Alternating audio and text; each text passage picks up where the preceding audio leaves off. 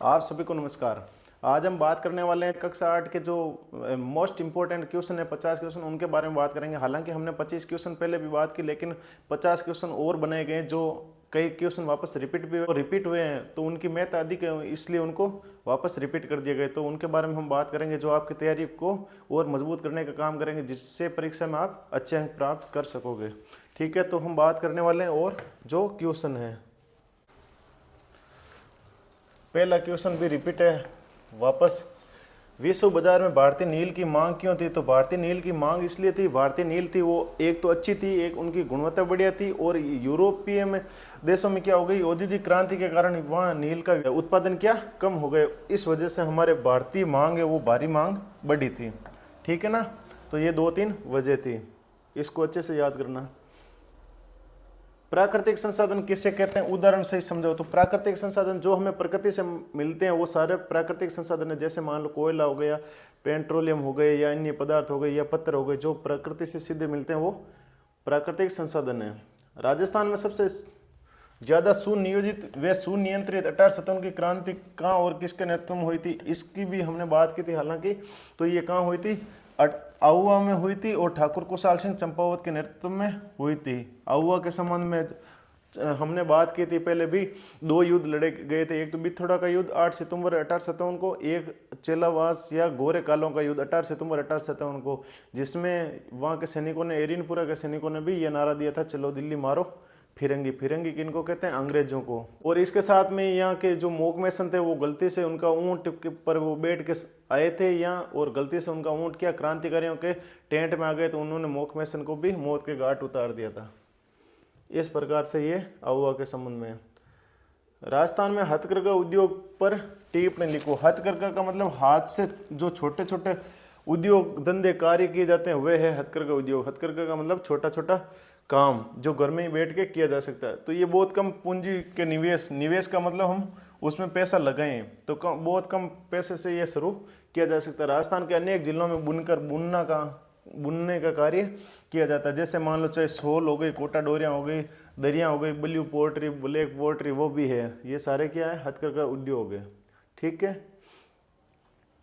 दांडी मार्च, नमक सत्याग्रह पर टिप्पणी करो। दांडी मार्च क्या था, तो ये नमक सत्याग्रह ये था, ये अंग्रेजों की चाल थी। उनमें अंग्रेजों को ये लगा कि सब, चाहे अमीर हो चाहे गरीब हो, सभी को नमक की आवश्यकता है, और नमक के ऊपर टैक्स लगा दिया जाए, जिनसे क्या ज़्यादा लोगों से टैक्स लेने की वजह से वो उनके ज़्यादा इनकम हो जाए। इसलिए ये नमक कानून लाए गए, और इनको तोड़ने के लिए गांधी जी ने साबरमती आश्रम से 12 मार्च 1923 से यात्रा शुरू की। 240 मील लंबी यात्रा थी, और जिसमें 78 अनुयायी गांधी जी के साथ में चले थे, और 6 अप्रैल 1930 को नमक बनाकर नमक कानून तोड़ा था। 6 अप्रैल 1930 को। ठीक है, और ये शुरू कब हुई थी, 12 मार्च 1930 से। तो ये था नमक सत्याग्रह। गए कितने थे, 78 अनुयायी। तो ये है। 1920 का खिलाफत आंदोलन किया था। तो खिलाफत यही था जो भारत, अंग्रेजों के उपनिवेश भारत भी था, तुर्की भी था, लेकिन यहाँ के तुर्की के सुल्तान जो खलीफा का अपमान कर दिया गया, किनके द्वारा, अंग्रेजों के द्वारा। तो उसके साथ में भारतीय भी इन्वॉल्व हो गए, क्योंकि भारत के ऊपर भी शासन किनका था, अंग्रेजों का था। उस वजह से ये भारतीय मुसलमान नाराज हो गए, और इस नाराजगी में भी महात्मा गांधी ने भी ये कहा था कि हम इसे आंदोलन का हमें समर्थन करना चाहिए, ताकि हमारे आगे वापस आंदोलन में हमें भी आगे वापस समर्थन मिलेगा। इसलिए कहा गया ये बहुत सुनहरा अवसर है। इस कारण से गांधी जी ने इस आंदोलन को समर्थन किया था। यह सहयोग किनके साथ में कर रहे थे, अंग्रेजों के साथ में। रोलेक्ट एक्ट पर प्रकाश डालें। रोलेक्ट एक्ट क्या है, तो रोलेक्ट एक्ट वो कानून है जो 1919 में लाए गए थे। रोलेक्ट एक्ट, उसमें यह था किसी भी व्यक्ति को बिना कोई दलील के, बिना कोई वकील के पकड़ के गिरफ्तार किया जा सकता है, और 2 वर्ष तक जेल में रखा जा सकता है।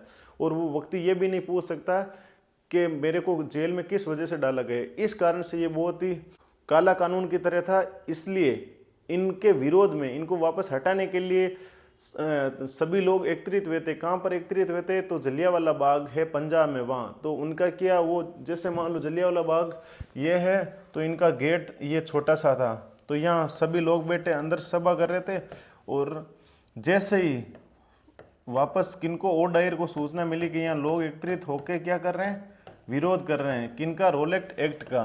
तो रोलेक्ट एक्ट का विरोध कर रहे हैं तो यहाँ फौजियों को लगा दिया और इनको गोली चलाने की अनुमति दे दी, जिससे लोग भी भाग नहीं पाए, क्योंकि यहाँ से अंदर से कहाँ से भागते हैं, गेट ये था, गेट पे खड़े होकर गोलियां चला दी, जिनसे लगभग 1500 लोग मारे गए। इस प्रकार का अत्याचार किया गया था।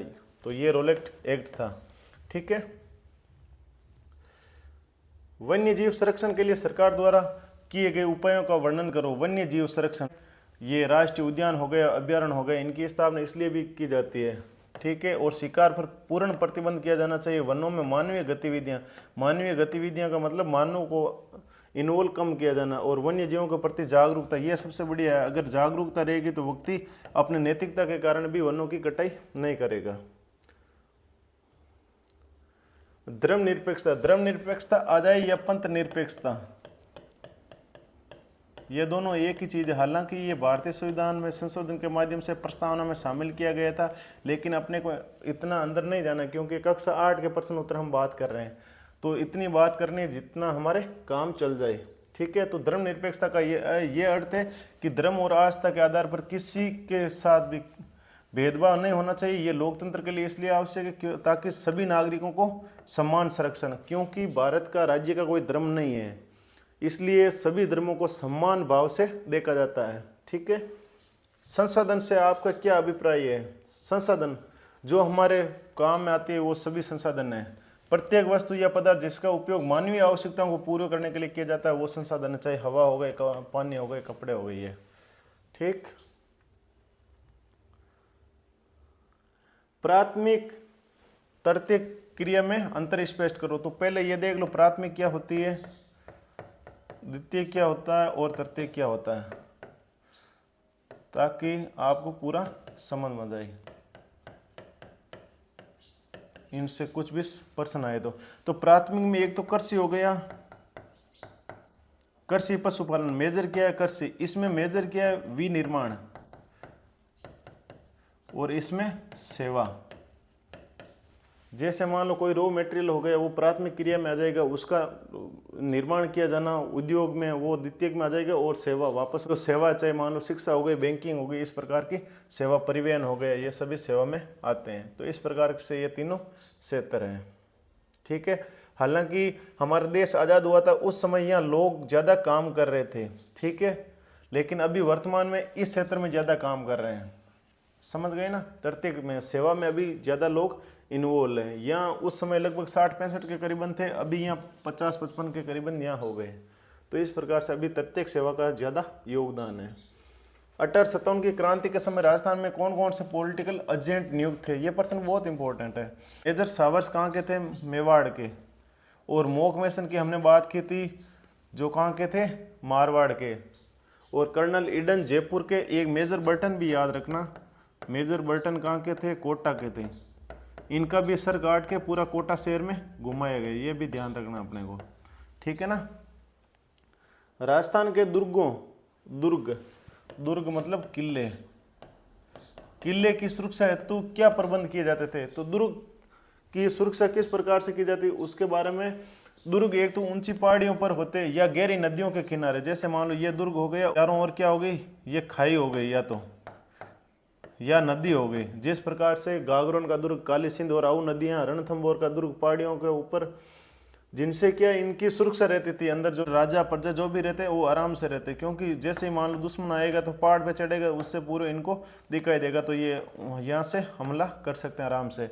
या चारों ओर ये गहरी नदी कर दी या खाई खोदी, इसके अंदर जानवर छोड़ दिए, ये अंदर जैसे घुसते फिर जानवर इनके ऊपर आक्रमण कर देते थे। ठीक है। असहयोग आंदोलन कब हुआ था? तो असहयोग की हमने बात की थी, जो अभी हम जलियांवाला बाग के साथ में। जलियांवाला बाग हत्याकांड, वही बातें 13 अप्रैल 1919 को अमृतसर पंजाब में जलियांवाला बाग शांतिपूर्ण सभा कर रहे थे लोग। ये मतलब रणनीति बना रहे थे कि अपने को क्या करना है, इनका रोलेक्ट एक्ट का विरोध करना है। तो जनरल ओ डायर ने जनरल ओ डायर ने गोली चलाने का आदेश दे दिया, जिसमें सैकड़ों लोग मारे गए, 1500 लोग के करीबन मारे गए। साइमन कमीशन का विरोध क्यों हुआ था? साइमन कमीशन का गठन इसलिए किया गया था क्योंकि भारत शासन अधिनियम आया था 1909 का, 1919 का, इस प्रकार से प्रत्येक 10 वर्ष में आना था। इसलिए जो 1919 का अधिनियम आया था उनकी 10 वर्ष में वापस की रिव्यू रिपोर्ट तैयार करनी थी। तो जो वहाँ इंग्लैंड की सरकार थी उन्हें लगा कि हम वापस बहुमत में आए कि नहीं है, इसलिए क्या करें, हम पहले इनके जाँच कर लें। तो 3 फरवरी 1927 को साइमन कमीशन आया था भारत में, 1927 में। तो ये भारत में आया था। जो इसके दल में जो इनका दल था उसमें एक भी सदस्य भारतीय नहीं थे, सभी भारतीय, एक भी सदस्य भारतीय नहीं थे, सभी अंग्रेज थे। अब जो अंग्रेज आए थे उन अंग्रेजों को वापस रिव्यू करना है, तो वो अंग्रेज अपनी गलती थोड़ी बताएंगे। इस कारण से इसका विरोध हुआ था, इसलिए ये नारे लगे थे साइमन गो बैक। ठीक है। भूमि को महत्वपूर्ण संसाधन क्यों माना जाता है? भूमि को महत्वपूर्ण संसाधन इसलिए माना जाता है क्योंकि सभी आर्थिक क्रियाएं भूमि पर ही होती है। चाहे मान लो कृषि देख लो, आवास देख लो, उद्योग, परिवहन, सभी क्रियाएं कहाँ होती है? जमीन पर ही होती है, इसलिए ये महत्वपूर्ण माना जाता है। वनों से क्या लाभ है? वनों से वन्य जीवों को आश्रय मिलता है। छोटे छोटे जो जीव होते हैं वो प्रकृति में, वनों में रहते हैं आराम से। इमारती लकड़ी, फल, औषधि, गोंद आदि प्राप्त होते हैं, ये हमें फलों से मिलते हैं। मृदा का अपरदन, मिट्टी का कटाव रोकने में भी बहुत महत्वपूर्ण भूमिका है वनों की। ठीक है ना। इसलिए सरकार समय समय अनुसार वन लगाने के लिए योजना लाते हैं। भारतीय संविधान में उल्लेखित मूल अधिकार कितने? तो जो भारतीय मूल संविधान बना था उसमें तो 7 मूल अधिकार थे, लेकिन एक वापस हटा दिया। अभी वर्तमान में कितने? 6। जैसे एक समानता का अधिकार हो गया, इसमें और इनका बड़ा आंसर भी आ सकता है, तो उसमें आप इनका डिटेल में वर्णन कर सकते हो। अनुच्छेद 14 से 18। स्वतंत्रता का अधिकार अनुच्छेद 22। शोषण के विरुद्ध अधिकार अनुच्छेद 23-24। और धार्मिक स्वतंत्रता का अधिकार अनुच्छेद 25 से 28। और सांस्कृतिक एवं शैक्षणिक अधिकार अनुच्छेद 29-30। और संवैधानिक उपचारों का अधिकार बहुत इंपॉर्टेंट है, अनुच्छेद 32। इनको बाबा साहब अम्बेडकर ने ये कहा था, ये भारतीय संविधान की क्या है? आत्मा है। हालांकि आत्मा को अलग अलग व्यक्तियों के द्वारा अलग अलग को कहा गया, जिसमें चाहे न्यायमूर्ति हिदायतुल्लाह ने 1980 के जो पंजाब वाद में उन्होंने ये कहा था कि भारतीय संविधान की आत्मा को वो क्या है? प्रस्तावना है। और सुभाष कश्यप ने भी प्रस्तावना को आत्मा माना है। भारत के लिए समुद्री मार्ग की खोज किसने वे कब की थी? भारत के समुद्री मार्ग तो पुर्तगाली, ये देखो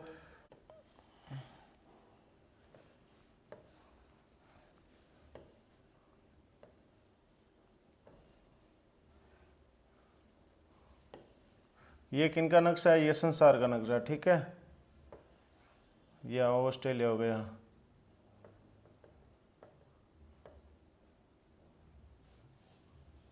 ये हो गया संसार का नक्शा। अब देखो पुर्तगाल कहाँ है? यहाँ पे है। तो यहाँ से भारत की खोज, ये भारत, तो भारत में यहाँ से कौन आए थे? Vasco D gamma. यहाँ अफ्रीका के, साउथ अफ्रीका के चारों ओर घूम के यहाँ आए थे। कहाँ? गोवा में 1498 में कालीकट बंदरगाह पे आए थे। और यहाँ के शासक कौन थे? जमेरीन। नवीकरणीय और अनवीकरणीय संसाधनों में अंतर स्पष्ट करो। तो नवीकरणीय तो वो संसाधन होते हैं जो खत्म होते ही नहीं है, होते हैं तो फिर तुरंत वापस हो जाते हैं। जैसे मान लो सौर ऊर्जा हो गई, पवन ऊर्जा हो गई। अनवीकरणीय जिनका वापस ये भंडार सीमित है, इनके लिए सरकार क्या सतत विकास योजनाएं लाती है, जिनसे क्या इनका हम उतना ही उपयोग करें जितना हम इनको यूज में लें, और भविष्य की पीढ़ी के लिए हमें इनको सुरक्षित बनाए रखना है। घरेलू हिंसा से आप क्या समझते हैं? नए कानून से महिलाओं को क्या अधिकार मिले? तो ये अधिनियम 2005 में लाया गया था, 2006 में लागू किया गया था। ठीक है, लागू। ये क्या? जब परिवार का कोई पुरुष सदस्य महिला के साथ मारपीट या मानसिक प्रताड़ना, तो उसे घरेलू हिंसा कहते हैं। और महिलाओं को ये कानून से सुरक्षा मिली है, जिनसे महिलाओं का शोषण कम हुआ है। राजस्थान की चित्रकला की 2 विशेषताएं। तो हमारी चित्रकला के संबंध में हमने अभी बात की दुर्गों के, तो दुर्गों की ऐतिहासिक कथाएं और दृश्य जो चित्रकार देखेंगे वही तो चित्र बनाएंगे। तो एक तो ये था, जैसे मान लो दुर्गों की या इनके डार्क कलरों का उपयोग किया गया, तो वो एक मुगल शैली का प्रभाव, क्योंकि राजस्थान के ऊपर भी मुगलों का शासन रहा था, इस कारण से मुगल शैली का भी प्रभाव पड़ा था। भारत छोड़ो आंदोलन पर टिप्पणी। भारत छोड़ो आंदोलन, ये आंदोलन 1942 में किया गया था। ये सबसे बड़ा आंदोलन था। इसमें गांधी जी ने करो और मरो का नारा दिया था। और ये आंदोलन ऐसा था, ये किसी नेता के द्वारा नहीं किया गया था, क्योंकि जो सारे नेता थे उनको पकड़ लिया गए थे आंदोलन शुरू होते ही, ऑपरेशन जीरो हावर के तहत में। ठीक है, ये फिर जन आंदोलन था और इसमें गांधी जी ने नारा दिया था कि करो या मरो। इसके बाद में आज़ादी मिलेगी नहीं, क्योंकि जापान फिर अपने ऊपर शासन कर सकता है। जल संरक्षण के उपाय का वर्णन करो। जल संरक्षण का उपाय क्या है? एक तो सिंचाई के लिए हम हमारा पत्ती का प्रयोग करेंगे तो पानी कम लगेगा, तो वहाँ संरक्षण हो जाएगा। एक वन और वनस्पति का विस्तार करना, जिससे कि अधिक बारिश हो, जिनसे भी जल संरक्षण बना रहे। प्लासी का युद्ध कब और किसके बीच में हुआ था? ये युद्ध ऐसा था जिस युद्ध के साथ ही भारत में अंग्रेजों की नींव पड़ी थी। हालांकि ये युद्ध वास्तविक रूप से जीता नहीं गया था, ये छल कपट से जीता गया था। लेकिन छल कपट के बाद में, जीतने के बाद में क्या कर लिया, जो 22 अक्टूबर 1764 को बक्सर का युद्ध हुआ था। 1764 को बक्सर का युद्ध, ये युद्ध वास्तविक जीता गया था, जिसके कारण अंग्रेज अगले 200 साल तक नहीं हिले थे। ये लापरवाही थी। इस युद्ध में क्या हो गया था, यहाँ के सेनापति को राजा बनाने का प्रलोभन दे दिया था। किसने? अंग्रेजों ने। इस कारण से इस युद्ध में ये हार हुई थी, इसलिए इनको छल कपट का युद्ध कहते हैं। वर्नाकुलर से क्या शब्द है, ये क्या आशय? ये एक मानक भाषा जो अलग स्थानीय बोली और भाषा के लिए इस्तेमाल किया जाता था। ये शब्द वास्तविक रूप से भेदभाव को दर्शाता था। अंग्रेजों के और भारतीयों के बीच में भेदभाव को दर्शाने का काम किया गया था। संसाधनों के संरक्षण की आवश्यकता क्यों है? संसाधन का संरक्षण नहीं करेंगे तो भविष्य में क्या मिलेंगे?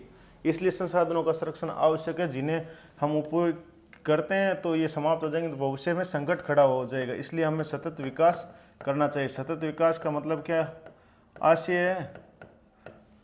सतत पोषणीय विकास, जो हमारे जितने हम संसाधन का उपयोग लेते हैं उससे अधिक लगाएं, ताकि भविष्य की पीढ़ी आराम से रहे। कृषि का आशय समझा तो एक गहन कृषि। तो कृषि एक प्राथमिक क्रिया, वो हमने बात की। गहन कृषि, एक किसान एक छोटा सा भूखंड होता है, उस पर मान लो छोटी सी जमीन, उस पर अधिक खेती करने के संबंध में किया जाता है। जैसे मान लो छोटी छोटी ये क्यारियां बना के अलग अलग फसलों को लगा के अधिक उत्पादन करते हैं।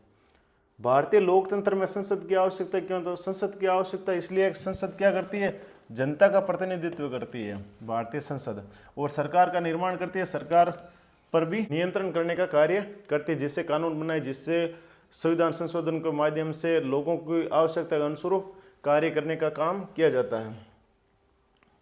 राजस्थान में 1857 की क्रांति की असफलता के 2 कारण लिखो। क्रांति असफल क्यों हुई थी? क्रांति असफल होने के संबंध में सबसे बड़ा यही मेजर सहयोग है कि घर का बेदी लंका ढाए। क्योंकि जो राजा महाराजा थे, इन्होंने क्या अंग्रेजों का सहयोग किया था। तो राजा महाराजा पूरे अंग्रेजों के सपोर्ट में चल रहे थे, तो फिर यहाँ सफल क्रांति होने की संभावना कैसे होती?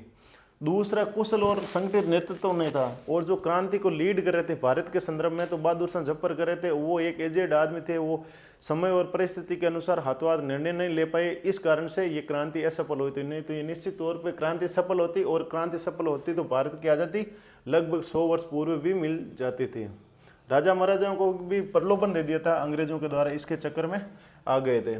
ठीक है, BLO के किन्हीं 2 कार्यों का वर्णन करो। BLO जो सरकार के द्वारा नियुक्त किया जाता है निर्वाचन विभाग के द्वारा, जिनका कार्य जैसे मान लो पटवारी, पुलिस या शिक्षक, इनको नियुक्त करते हैं। ये क्या काम करते हैं? नए मतदाताओं को जोड़ने। जैसे SIR का काम चल रहा है, तो उसमें जो मतदाता नहीं उनके नाम हटाना, जो नए हैं उनको नाम जोड़ना, ये सारे काम करते हैं कौन?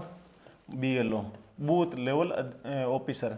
ठीक है, तो ये भी क्वेश्चन अभी इम्पोर्टेंट है, तो इनका भी ध्यान रखना है। नए मतदाताओं सूची में शामिल करना, और 18 वर्ष जिनकी हो गई उनको जोड़ना। 1857 की बगावत के बाद अंग्रेजों ने अपनी नीतियां किस प्रकार से बदली थी? क्रांति सफल हो चाहे नहीं हो, लेकिन अंग्रेजों को यह पता चल गया कि हम ज़्यादा समय तक भारत में नहीं टिक पाएंगे। इसलिए उन्होंने फिर भारतीय के हितों में कुछ न कुछ कार्य करना शुरू कर दिया, जिसमें सबसे पहले ये 1858 में एक एक्ट लेके आए थे, the better act for government of India. कि हम अब भारतीयों के हितों के ध्यान रखेंगे। उसके बाद में भारतीयों को उच्च पदों पर भी नियुक्ति देना शुरू कर दिया था। पहले ये भी नियुक्ति नहीं मिलती थी। और भारत सचिव का भी पद सृजित किया था, भारत सचिव, जो भारत के हितों की बात करने वाला था। कहाँ पर? ब्रिटेन की संसद में। इस प्रकार से 1857 की क्रांति के बाद में ये कार्य किए गए थे। कलेक्टर का मुख्य कार्य क्या है? कलेक्टर का इनके अर्थ ही कलेक्ट है। कलेक्ट का मतलब इकट्ठा करना। इकट्ठा क्या? लगान और कर इकट्ठे करना, पुलिस अधिकारियों से सहायता और जिले में की कानून व्यवस्था बनाए रखना, ये सारे काम इनके कलेक्टर के। वुड के डिस्पैच से आप क्या समझते? तो 1854 में जो ईस्ट इंडिया कंपनी लंदन में बोर्ड ऑफ डायरेक्टर ने भारतीय गवर्नर जनरल को शिक्षा के विषय में एक नीति पत्र भेजा, जिससे वुड डिस्पैच कहा जाता है। ये मतलब इस समय का ये एक पत्र था जिसमें भारतीयों के शिक्षा के बारे में बात कही गई थी। शिक्षा की स्कूलों की स्थापना के संबंध में बातें थी। अगला क्वेश्चन है, राज्यसभा की भूमिका स्पष्ट करो। राज्यसभा और लोकसभा संसद के दो सदन होते हैं। एक तो होते हैं लोकसभा, दूसरी होती है राज्यसभा।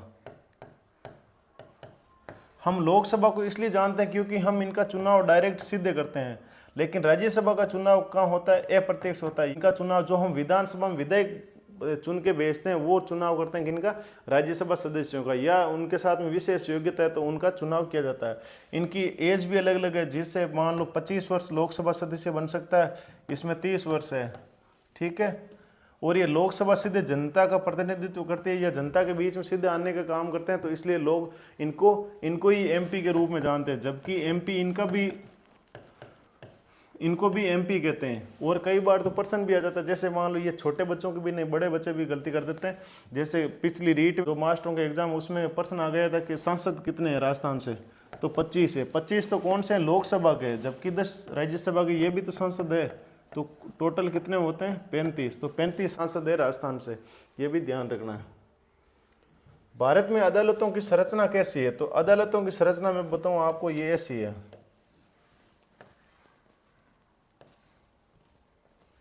ये हो गई यहाँ क्या? जिला अदालतें।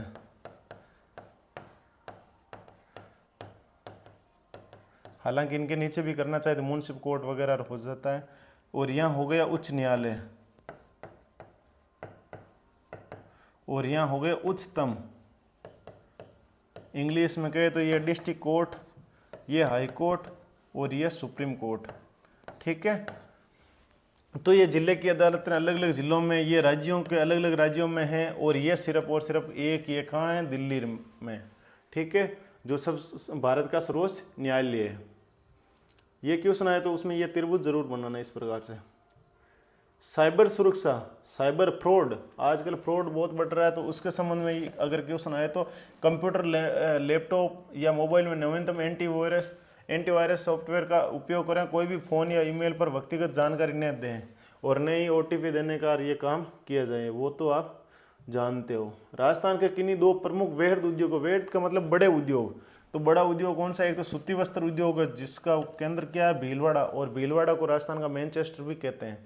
सीमेंट उद्योग, सीमेंट कहाँ है? चित्तौड़गढ़ में। चित्तौड़गढ़ के लिए आदर्श जिला है। और 1917 में सबसे पहले लाखेरी में ये सीमेंट का कारखाना लगा था। चित्तौड़गढ़ में कई प्रकार की किस्में अलग अलग, लेकिन अपने को इतना ही ध्यान रखना है कौन सा वृहद उद्योग है। भू संकलन किसे कहते हैं? रोकने की विधियां बताएं। भू संकलन का मतलब जैसे मान लो ये पहाड़ है, ये बारिश के मौसम में ये पहाड़ यहाँ से डे के नीचे आ गए, ये रोड चल रही है तो यहाँ हादसे भी हो जाते हैं कई बार। इसलिए आप न्यूज़ में भी सुनते हो कि उत्तराखंड में आज भू संकलन हुआ, जम्मू कश्मीर में हुआ, तो वहाँ इलाका ऐसा ही है। और इनके बचने के उपाय क्या? ढालों में आवास नहीं बनाना। जैसे मान लो ये पहाड़ है, यहाँ घर बना दिया तो ऊपर से पत्थर आएगा तो घर को ही लेके जाएगा, तो यहाँ घटना की संभावना ज़्यादा है। या प्रतिवादी दीवार बनाना। प्रतिवादी दीवार क्या होती है? जैसे मान लो ये पहाड़ है और यहाँ रोड है, तो रोड के साथ में ये जो ऊपर के पहाड़ का एरिया, यहाँ जाली लगा देना या दीवार बना देना, ठीक है। और उनके साथ में क्या? वनस्पति का आवरण बढ़ा दो, जिससे अगर कुछ गिरे तो भी ये पेड़ रोक ले, इसलिए वन आवश्यक है। महात्मा गांधी बच्चों को हस्तकलाएं क्यों सिखाना चाहते थे? महात्मा गांधी को पता था कि सभी बच्चे क्या पढ़ाई में एक्सपर्ट नहीं हो सकते हैं, या सभी बच्चों का IQ लेवल एक नहीं है, उन पढ़ाई में सब बराबर नहीं हो सकते। तो उन्होंने एक और चीज़ भी बताई थी, बुनियादी शिक्षा। बुनियादी शिक्षा का मतलब ये है कम से कम ये कार्य करवाया जाना चाहिए जिससे बच्चा से जीविकोपार्जन कर सके। इसलिए बच्चों के मस्तिष्क और आत्मा का विकास होता है और वे आत्मनिर्भर बनते हैं। इसलिए बुनियादी शिक्षा की आवश्यकता है। ठीक है। व्यापारिक फसल के रूप में कपास पर टिप्पणी लिखो। कपास तो आप जानते हो, लोकल कपास जो फसल होती है जिनको व्यापारिक फसल है, और ये क्या उस तापमान और हल्की वर्षा चाहिए इनके लिए, और सूती वस्त्र के लिए ये कच्चा माल है, रॉ मटेरियल। प्रश्न काल क्या है संसद में? तो संसद के दौरान जो 12 बजने के बाद में तो वो प्रश्न काल होता है, जिसके माध्यम से जो सांसद चुने गए, हम अभी बात की थी सांसदों की, वो सांसद सरकार से प्रश्न करते हैं और सरकार उनका उत्तर देती है। राजस्थान में लघु और वृहद स्तर के उद्योगों की स्थापना क्यों की गई थी? तो ये औद्योगिक वातावरण बनाने, स्थानीय संसाधनों का उपयोग और उत्पादकता में सुधार और बुनियादी ढांचे के लिए विकास किया जाए, और जिससे ताकि लोगों को अधिक से अधिक रोजगार मिले। गांधी जी ने नमक तोड़ने का फैसला क्यों किया? ये हमने बात की थी कि सभी जनता पर लगा दिया, और गांधी जी को ये लग रहा था जो नमक तो हमारे इसके ऊपर टैक्स वसूलना पाप है, और ये हमारे भोजन का बुनियादी हिस्सा है, क्योंकि नमक के बिना खाना के स्वाद थोड़ी आएगा। बताओ। संसाधन संरक्षण का अर्थ लिखो। पृथ्वी पर संसाधन असमान रूप से क्यों मिलते हैं? संसाधन संरक्षण की हमने अभी बात की थी, इनका सतर्कतापूर्वक उपयोग करना चाहिए ताकि ये भविष्य की पीढ़ी के लिए बचे रहे। दूसरा, ये इनका असमान वितरण क्यों है? तो कहीं जलवायु अलग है, कहीं वर्षा का क्षेत्र है, कहीं भौतिक या भौगोलिक कारक भी प्रभावित करते हैं। ठीक है ना। तो इस कारण से ये पृथ्वी पर असमान रूप से वितरित होते हैं। स्थानांतरित कृषि बहुत इंपॉर्टेंट है, इनका क्वेश्चन कई बार आएगा आपके। इसे जूमिंग कृषि भी कहते हैं। ये वनस्पतियों ये स्थानांतरित कृषि है क्या? जैसे मान लो ये वन है, या वन को जला दिया, जला के यहाँ साफ हो गया, साफ होने के बाद यहाँ कृषि कर ली, अगली साल यहाँ आ गए, यहाँ इनको छोड़ दिया और यहाँ के वन को जला दिया, तो ये जूमिंग कृषि होती है। इसको राजस्थान में दजिया और चिमाता के रूप से जानते हैं। ये पूरे विश्व में अलग अलग नामों से जानी जाती है। इससे क्या मिट्टी की उर्वरता कम होने पर दूसरी जगह पलायन कर दिया जाता है। जैसे मान लो यहाँ फसल हुई 1-2 साल, उसके बाद में अगली जगह ये वापस पुनः यही क्रिया शुरू कर देते हैं। 1857 की क्रांति के 2 परिणाम हमने बात की थी। भारत के शासन, जो कंपनी का शासन का अंत हो गया, वो ब्रिटिश क्राउन के हाथों में चला गया था, और सेना का पुनर्गठन। अंग्रेजों को ये भी पता चला था कि 1857 में क्रांति में जो सैनिक थे उसमें अधिकतर भारतीय थे। अगर ये भारतीय सैनिक की और अधिक विद्रोह कर देते तो हमें बचने का या भागने का रास्ता भी नहीं मिलता। इसलिए यूरोपीय सैनिकों की भी संख्या बढ़ा दी जानी चाहिए, जो पूरी तरीके से अपने नियंत्रण में ले लिया था। इस प्रकार से अंग्रेजों ने ये काम किया था। भूदान आंदोलन के जनक कौन थे? इस आंदोलन का उद्देश्य क्या था? भूदान, भू का मतलब होता है जमीन, दान का मतलब दान करना। जिस प्रकार से पूर्व में क्या, या तो राजा के पास में जमीन अधिक होती थी, या जमींदार कौन होते थे? तो राजा के लड़के। जैसे मान लो बड़ा लड़का तो राजा बन गए, जो अन्य लड़के हैं तो उनको एक अलग अलग प्रांत में जगह या जमीन दे दी जाती थी कि इनके ऊपर जो आए हुए हैं वो आप संभालो। तो इस प्रकार से एक राजा के मान लो 5 बेटे हैं तो 5 को अलग अलग दे दी। तो अब क्या, कालांतरण में हमारे देश को आज़ादी मिली, राजाओं के शासन का अंत हुआ, तो जो जमींदार थे इनके पास में बड़ी बड़ी ज़मीन हो गई। जैसे मान लो किसी के पास में 1000 बीघा, किसी के पास में 500 बीघा, लेकिन जो काम कर रहे थे यहाँ मजदूर, इनके पास में नहीं थी। तो विनोबा भावे जी थे, इन्होंने क्या किया था कि जो ज़मीन है वो लोग दान कर दो, खुद की रख के, जिनसे खुद का गुजारा चले, और जो ज़्यादा ज़मीन है वो दान कर दो किनको? जिनके पास में ज़मीन नहीं है। तो ये आंदोलन बहुत ही बड़ी आंदोलन था, जिनसे लोगों को ज़मीनें प्रदान की गई थी। राजस्थान के प्रमुख कृषि आधारित उद्योगों का वर्णन करो। कृषि आधारित, कृषि से क्या क्या होता है? तो एक तो सूती वस्त्र उद्योग, हमने कपास की बात की, वो उनका रॉ मटेरियल यही है। चीनी उद्योग, गन्ने की पैदावार के आधार पर गंगानगर और चित्तौड़गढ़ में चीनी मिलें हैं। खाद्य तेल, सरसों में हो गए, जैसे इंजन छाप तेल, तो इस प्रकार के अलग अलग ब्रांड है। तो ये आपके हो गए क्वेश्चन। तो ये आपके क्वेश्चन हो गए। 20-25 मिनट का टाइम लगा है। इसको आप बार बार कम से कम 4-5 बार वीडियो देखना, जिससे आपको बार बार ये क्वेश्चन समझ में आए, और लिखने का प्रयास करना, जिससे आप परीक्षा में अच्छे अंक प्राप्त करो। निश्चित तौर पर आप बड़े अंक लाओगे, ये मुझे आशा है। आप सभी को शुभकामनाएं। धन्यवाद। जय हिंद।